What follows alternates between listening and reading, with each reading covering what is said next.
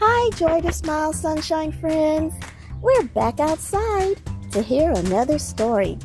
Today's story is Alexander and the Terrible, Horrible, No Good, Very Bad Day by Judith Bierce, illustrated by Ray Cruz.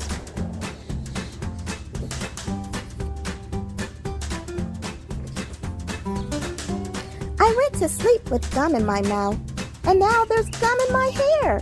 And when I got out of bed this morning, I tripped on the skateboard, and by mistake, I dropped my sweater in the sink while the water was running. And I could tell it was going to be a terrible, horrible, no good, very bad day. At breakfast, Anthony found a Corvette Stingray car kit in his breakfast cereal box. And Nick found a Junior Undercover Agent code ring in his breakfast cereal box. But in my breakfast cereal box, all I found was breakfast cereal. I think I'll move to Australia. In the carpool, Mrs. Gibson let Becky have a seat by the window. Audrey and Elliot got seats by the window too. I said I was being scrunched. I said I was being smushed. I said if I don't get a seat by the window, I am going to be car sick. No one even answered. I could tell it was going to be a terrible, horrible, no good, very bad day. At school, Mrs. Dickens liked Paul's picture of the sailboat better than my picture of the invisible castle. At singing time, she said I sang too loud.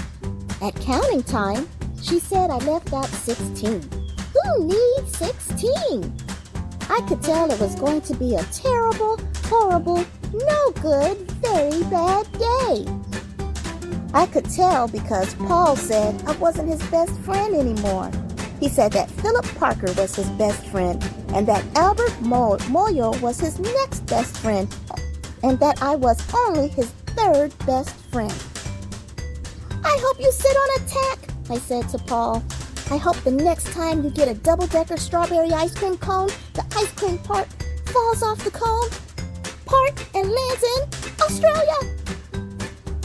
There were 2 cupcakes in Philip Parker's lunch bag, and Albert got a Hershey bar with almonds, and Paul's mother gave him a piece of jelly roll that had little coconut sprinkles on the top. Guess whose mother forgot to put in dessert?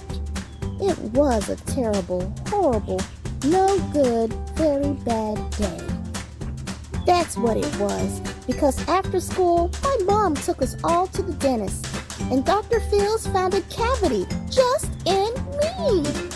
Come back next week and I'll fix it, said Dr. Fields. Next week, I said, I'm going to Australia. On the way downstairs, the elevator door closed on my foot. And while we were waiting for my mom to get the car, Anthony made me fall where it was muddy.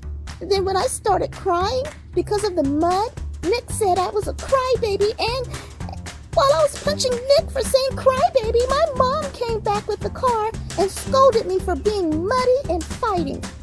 I am having a terrible, horrible, no good, very bad day, I told everybody. No one even answered. So then we went to the shoe store to buy some sneakers. Anthony chose white ones with blue stripes. Nick chose red ones with white stripes. I chose blue ones with red stripes. But then the shoe man said, we're all sold out. They made me buy plain old white ones, but they can't make me wear them. When we picked up my dad at his office, he said I couldn't play with his copy machine. But I forgot. He also said to watch out for the books on his desk, and I was careful as could be except for my elbow. He also said don't fool around with his phone, but I think I called Australia. My dad said please don't pick him up anymore.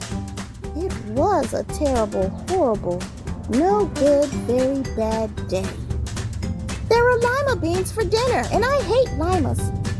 There was kissing on TV, and I hate kissing. My bath was too hot. I got soap in my eyes.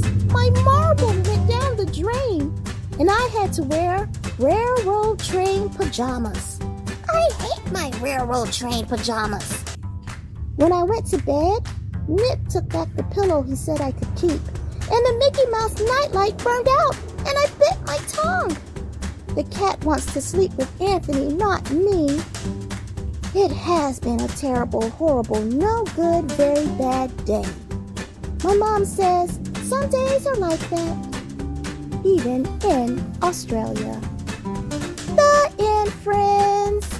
Oh, wow. What a happy or sad story. Tell me how you felt about the story, or how do you find ways to fix your not so happy days, or moments that make you feel sad, or moments that are disappointing for you. How do you fix those moments to turn your day around? Friends, thank you for joining me for another story time.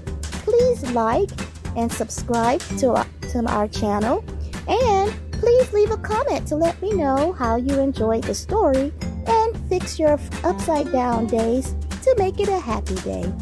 Bye, friends!